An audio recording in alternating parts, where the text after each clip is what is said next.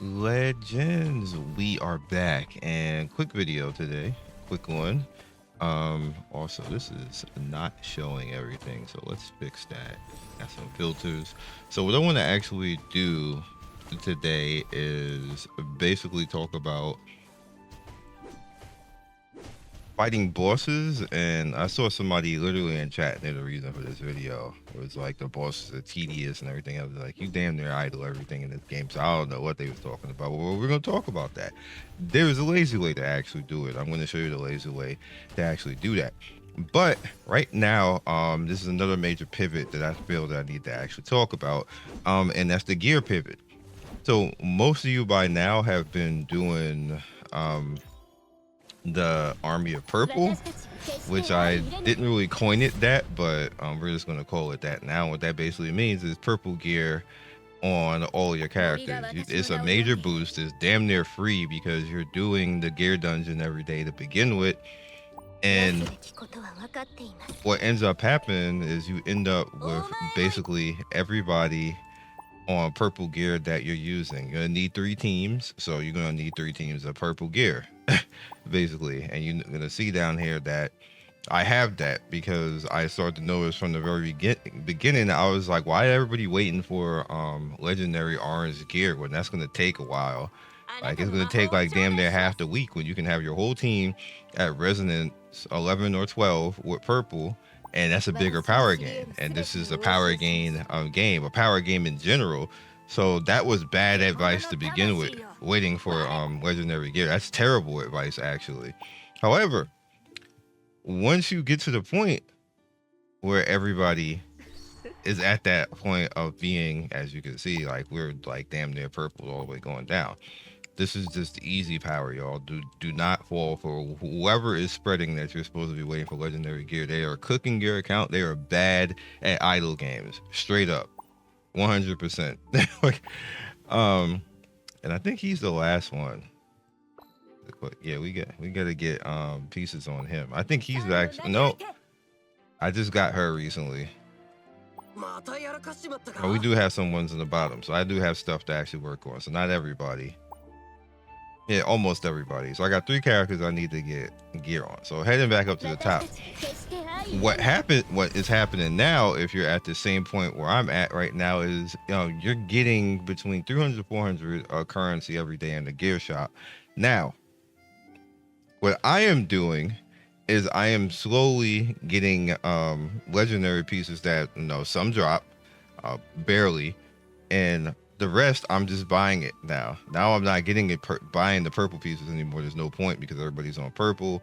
And now that is getting diminishing returns as well. So I'm going to get everybody on purple gear, like the 3 characters that are kind of like not being used, so to speak. That has diminishing returns now. Now you stop doing that. Now, after you have your whole team and you gain all of that power on like your 20 characters that you put purple gear on, now you go do legendary. I think what happens a lot of the times is that people see things, and I say this a lot of times, not everybody should be a teacher, or not everybody can teach. Even if they're like a YouTuber or a Twitter or Reddit or everything else, not everybody can teach. And sometimes people teach skipping steps. Don't skip steps. EX characters is skipping steps. And I'm trying to get people out of that, because that's bad too. Where people were like, I gotta get Poseidon to art, like, why? That's gonna take like 2 months. In the meantime, you can build 4 to 5 characters. You need 20 characters, and you're worrying about 1 character that's not going to push your progression. That's bad teaching. The same thing with purple gear. This right here, what we have, right? You see, like I'm getting now. I'm on at the focus now. Like my main team, especially Ifrit. Ifrit is like 1 piece short of having legendary gear on. Remember, I'm free to play right now. So I just need a chess piece. I'll buy a chess piece tomorrow. Hopefully, it'll be a chess piece that I can actually put, because there's set pieces. Sometimes there's 2 set pieces. Like this one, which this will be amazing if I can get the crit chest for her, and then she'll just be done. Then there's just the one set right there, attack. Same thing over with this. This is more expensive. This is 750. I'm just going for drops on that. On the days that it's amulet and weapon, I use my because you buy the gear dungeon emblem every day. When it's weapon and amulet, I expend all of them on weapon and amulet and hope that I get a weapon and amulet, because I don't want to spend that 750. I'd rather spend the 500 to get the 4 pieces on all of the characters, and then let the drops on that day handle the weapon and the amulets. So far it's working pretty cool. But yeah, that's just what I'm doing right now. This is just a 3-star on top of that. That has pretty good power. A red 3-star, but still. So we're working on that right now. So hopefully tomorrow it'll turn into a set. Like you see, I have the crit right here. Like hopefully it'll be one of these two. This is just here at the moment to offset or try to offset this, because this is an extra 40% damage but reduced attack speed. So I was like, you know what, if it turns into if the chest piece turns into any of these, I won't even be mad at it. I just want to get this out of here at this point. And then if it turns into something that's not one of these 3, then I'll just give it to somebody else, and then hope the following day I'll buy another legendary chest piece, and then, you know, maybe put it on somebody else and it'll be useful. As you see, I don't have any on Gabrielle, because she's already a red star. She's you know, she right there, she's 1-star red star, just a 7 rather. All right, so that's the major pivot that you should pay attention to, and it's a major power gain. And like, just try to find pieces that be relative to your characters, useful to your characters, and you'd be good to go. We're also saving this other pivot, which I call this an accidental trap. Now a lot of people are going crazy. It's like, we gotta do this, we gotta no, again, skipping steps. We have a character coming, like literally in a day. So if you start spending on this and trying to get like all of these, even though this one right here, this is good right here, this limit, this is gonna be here. So just, you know, a little bit of patience. Sometimes you just have to look at what the game is doing and say, you know what, that's a little bit of a trap. We have a character coming in the event in a day or so. Matter of fact, in maybe less than 24 hours now. I've seen videos and I've seen people saying, go for this. You should spend your currency all in for this and get this. Granted, we can't do everything as free to play the casuals. A spender, do whatever the hell you want. I'm not even talking to you right now. You fine. You can just do whatever you want. One of the hardest things in this game right now is getting, even as a spender, like $50 to $100. I see people still struggling with this. One of the hardest things in this game is getting built healers. Genie is hella rare. You're even lucky enough to get her. Fairy Queen is hella rare. Even if you're farming her in daily affection, she's still hella rare. Any support character in this game right now that's not a purple unit or lower is hard to actually do. We have a support unit coming that you will actually be able to control going after and get to purple red star. I'm doing that. That is more important. That is actually more important. And a shielder that spams heals, like I saw people was like, oh, she's not that great in the tier. Like, I don't give a F about what the TW or CN or on the moon tier list says. I'm going by the rules, and I see that is a direct support character that is going to be controllable going up to max. I'm doing that.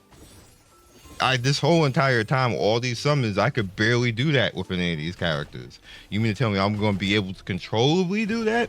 That's why I'm saving my currency. I'm still refreshing every day, but my currency's up to 16 right now. By the time that comes out, it's going to be like 20 something. Now I'm going to be in there getting pieces of that character. She's getting the full send.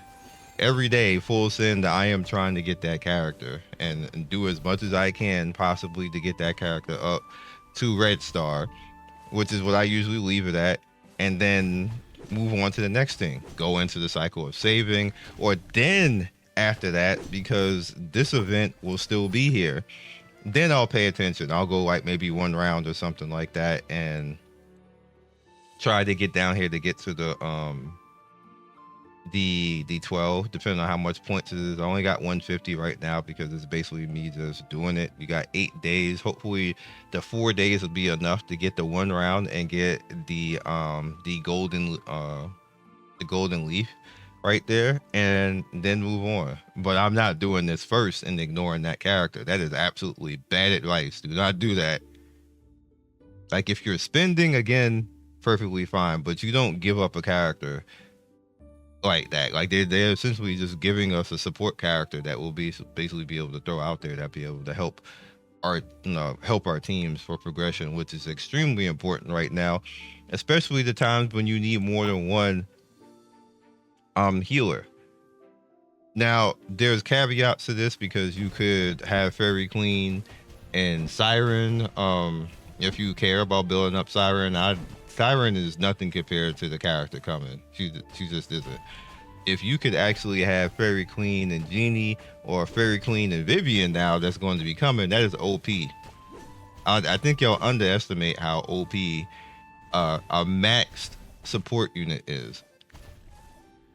Like, that probably won't die quick in your comp, as you can just throw them out there next to a hero, or maybe she might be even god tier enough to just be there alone, and you can go full DPS and not have to worry about anything, especially on bosses. That's even more crazy on the gear bosses in dungeons like this, which is the last thing we're going to talk about. When you're allowed to be aggressive and stuff like this, if I could be aggressive in this and just not have Fairy Queen and Atalanta in here, and throw in like a drain thing where she's shielding, and now I could put 2 DPS here instead of having these 2 here with just her. No, 1 DPS, I'm sorry, put 1 DPS. So I would take them both out, and then maybe put Vivian in, and then put who would I put? Oh, well, it's gonna be it could be 4 Saints, could be Millennia, or Van as well. You could just be more aggressive and get a higher score. But this is what I use, because this is an act. This is what I use right now for this. They're okay. We're taking advantage of Atlanta's extra heal aura, or heal drain aura.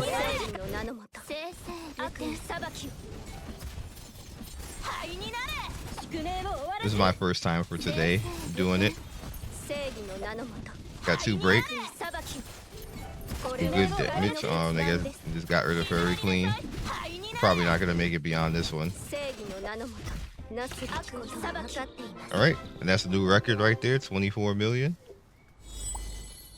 Now imagine if I can just throw a shielder out there that's gonna spam shield, and then be tanky and not die like Fairy Queen just did.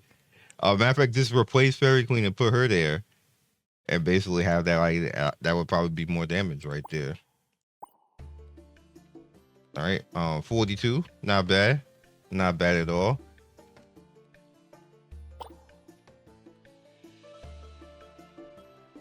Now we also have, been busy. I've been idling. I gotta go out. We gotta go kill some plunderers. All right, so my highest is that 22 we got to. So let me show you the lazy way of doing this. Let's bring our people in. So what you can do if you don't really feel like controlling this is there's a certain timer. You see the team that I have right now. I kind of don't even change it. This is the same thing I use, like no matter what meta it says. I just leave that there.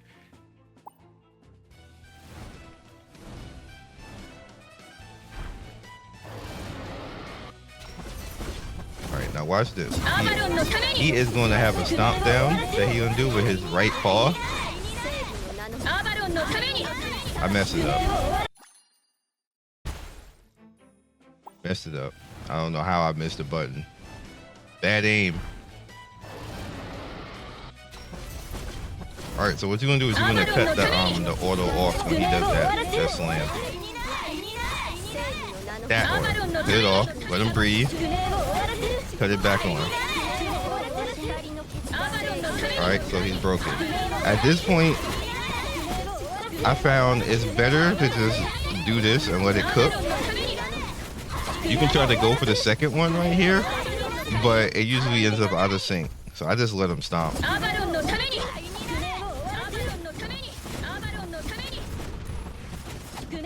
And that's it. Because my Freak died. And this is just the lazy way. So it's up to you. If you're strong enough, you can actually end up hey Archangel. If you're strong enough, you can actually end up, you know, doing better, obviously, but this is the lazy way. I literally watch people have a discussion about this is too tedious. I literally click the button and then click the button again and then take a sip of coffee.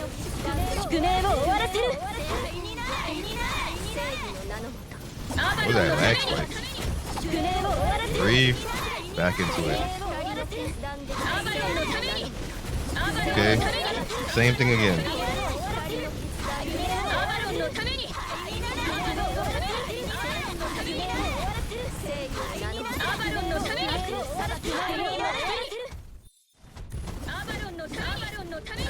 Same people usually die. They're probably toast here. It's Oberon cooking. Get Oberon cooking. Go Oberon. We're out of time. Alright, so you can keep the cycle going if you want and see if you get the second break. I usually get the second break maybe like 20% of the time. That's the lazy way. You can control it and get higher, which, to be fair, when I controlled it completely and then used my turns and everything else, I got a higher score. That was my highest score. But my lazy way of doing it is not far behind me actually controlling it. It's maybe like 500k damage difference from me getting like, no, it's more than that. I've done more than that. But this is the lazy way. Granted, you don't have to do this. I'm just showing you a lazy way. I don't want people not doing this. You're not helping your guild. It literally took like a minute. Like, so please try to do something. Help your guild out. Don't just go in there and die on the first turn when you can just simply just pay attention for like 1 minute and get like the highest possible score you can. Like, really easy. Please do it. So I'm saying that because I watched World Chat talk about the bosses and people was like, why would you skip bosses? And it's like, I ain't got time for all that. It takes like a minute, my guy. I don't know, this generation, y'all. I'll catch you guys next video. Thank you for watching the video all the way to the end. Please like, comment, and subscribe. I love everybody who stops by. You guys always make my day with your comments. It's always funny and whimsical and gives me a reason to keep going. So be legendary, and I will see you guys soon. Peace.